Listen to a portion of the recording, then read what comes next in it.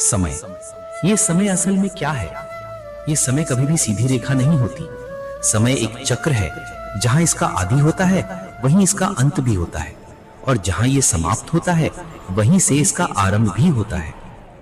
ये समय एक अत्यंत विचित्र सोच, विचित्र भावना और विचित्र वस्तु है जिसे कोई भी पूर्ण रूप से समझ नहीं सकता। इस समय की लीला का कोई प्रमाण नहीं, कोई ज्ञान नहीं, कोई परिमाण नहीं। बस इतना ही हम जानते हैं कि जहां अंत होता है वहीं से एक नई शुरुआत भी होती है। जो आज आपके पास है वो कल किसी और के पास जाएगा, फिर उसके पास से भी किसी और के पास जाएगा, और फिर उससे भी छीना जाएगा। इस नियति के एक से दूसरे तक के आदान प्रदान का नाम ही है समय। यह समय आपका है, इसे सदुपयोग करें, इसे जिएं। आपको बस यह सुनिश्चित करना होगा कि आप किस पक्ष में हैं, क्योंकि आपके जीवन का परिणाम आपके चयन पर निर्भर करता है। हमेशा वही पक्ष चुनिए जिसे चुनने के बाद आप सुख, संतोष और प्रसन्नता महसूस करें। और मैं ये सुनिश्चित करूंगा कि वो पक्ष शांति का पक्ष हो, प्रेम का पक्ष हो। तो चिंता मत कीजिए और मेरे साथ प्रेम से कहिए, राधे राधे। दृष्टि और दृष्टिकोण, इस संपूर्ण लीला का रहस्य यही दो शब्द है। अब इसे एक उदाहरण से समझिए। कई बार आप किसी व्यक्ति को यह कहते सुनेंगे कि मुझे अपने आप पे गर्व है, मैं अपने माता पिता की बहुत सेवा करता हूं, उन्हें सुख सुविधाएं दी हैं, घर दिया है और जो चाहिए दूंगा। अब सोचिए आप कौन हैं? आप वही बीज हैं जिसे आपके माता पिता ने बोया है। आपको इस संसार में जन्म उन्होंने ही दिया। तो इन बातों का वास्तविक अर्थ क्या है? ये उस व्यक्ति का दृष्टिकोण है।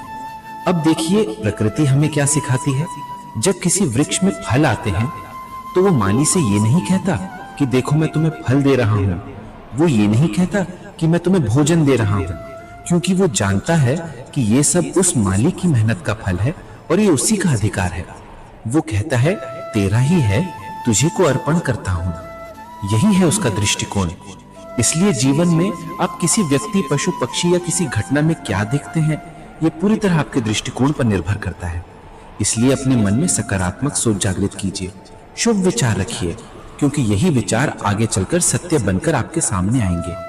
आपका दृष्टिकोण ऐसा हो कि आपके जीवन की हर चीज शुभ हो जाए। तो आइए मेरे साथ प्रेम से कहिए, राधे राधे।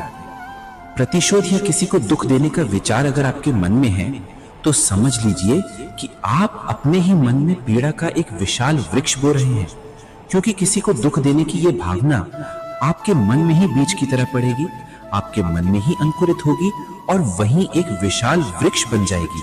और क्योंकि वो वृक्ष आपका है तो उसका फल भी आपको ही भोगना पड़ेगा।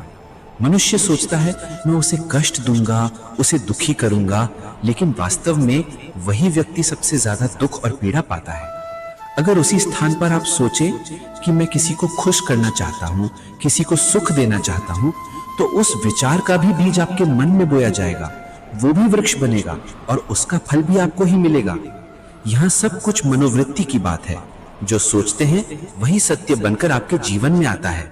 इसलिए अपनी मानसिकता शुभ रखिए, सबके लिए मंगल की कामना कीजिए। भले ही कोई आपके लिए शुभ ना सोचे, आप सबके लिए शुभ सोचिए, अच्छे कर्म करते रहिए, तब निश्चित रूप से आपके साथ भी अच्छा ही होगा।